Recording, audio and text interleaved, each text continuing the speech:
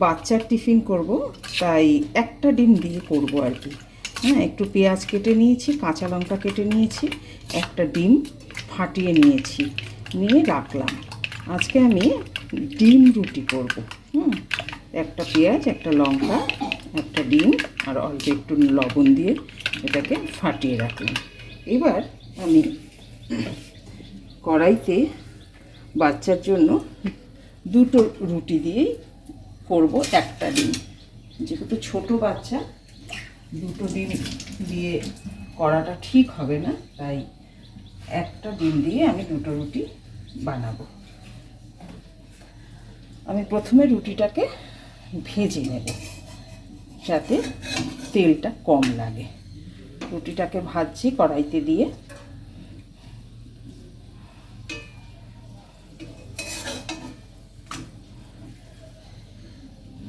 রুটিটাকে ভাজতে একটু সময় লাগছে।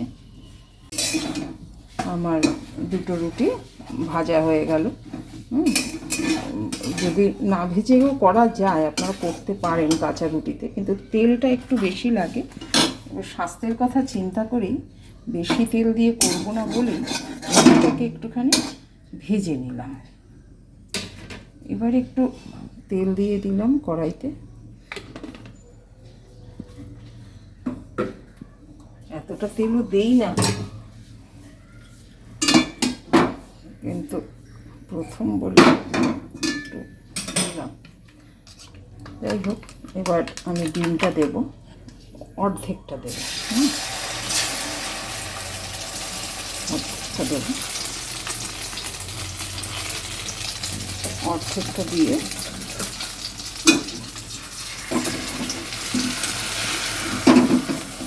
আমি একটা রুটি দিয়ে দেব।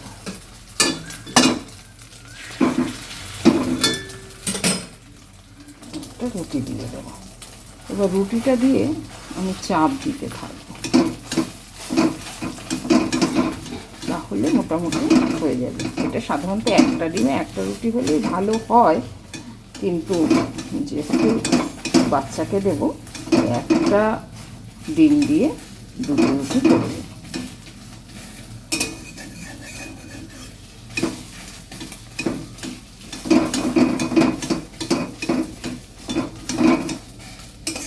বাচ্চা খেলো, বাচ্চা মন ভোলানো ডিম রুটি, কিন্তু তেল অল্প দিয়ে করে দাও।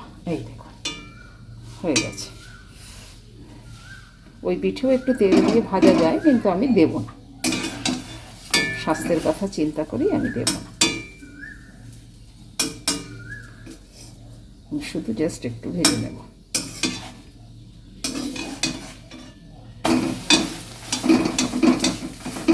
ডিম রুটি করছি, ডিম পরোটা নয়, কাছে তেল অল্পতেও কাজ করে দেয়।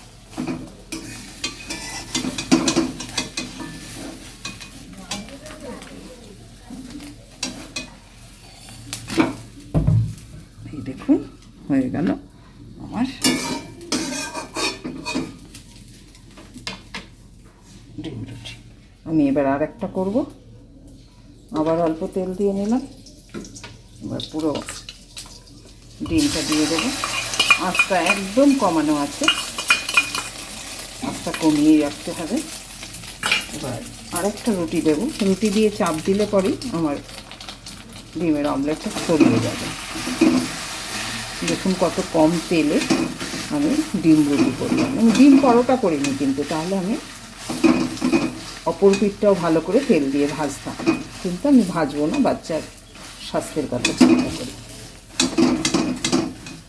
এটা একটুখানি সস দিয়ে বা আমের আচার দিয়ে খেতে খুবই ভালো লাগে। দেখেন পড়েনি, আমার আঁচটা কমানো ছিল, এখন আমি একটুখানি বাড়িয়ে দিলাম, মিডিয়াম আঁচে রাখলাম। আমি আরেকটু ভেজে নেব। আরেকটু তেল দিলে ভালো হয়, কিন্তু আমি দেব না, অল্প তেলেই ডিমটাকে ভেজে নেব।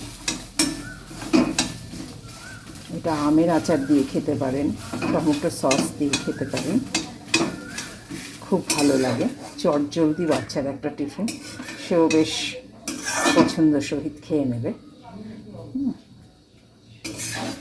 আর একটুখানি হবে, একটু আস্তে বাড়িয়ে দিলাম, তাড়াতাড়ি হওয়ার জন্য।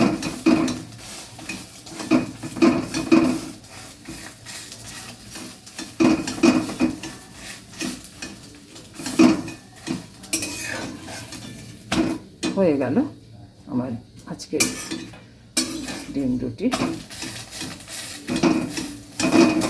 কত কম তেলে একটা ডিম দিয়ে দুটো রুটি দিয়ে আমি একটা বাচ্চার টিফিন তৈরি করে দিলাম।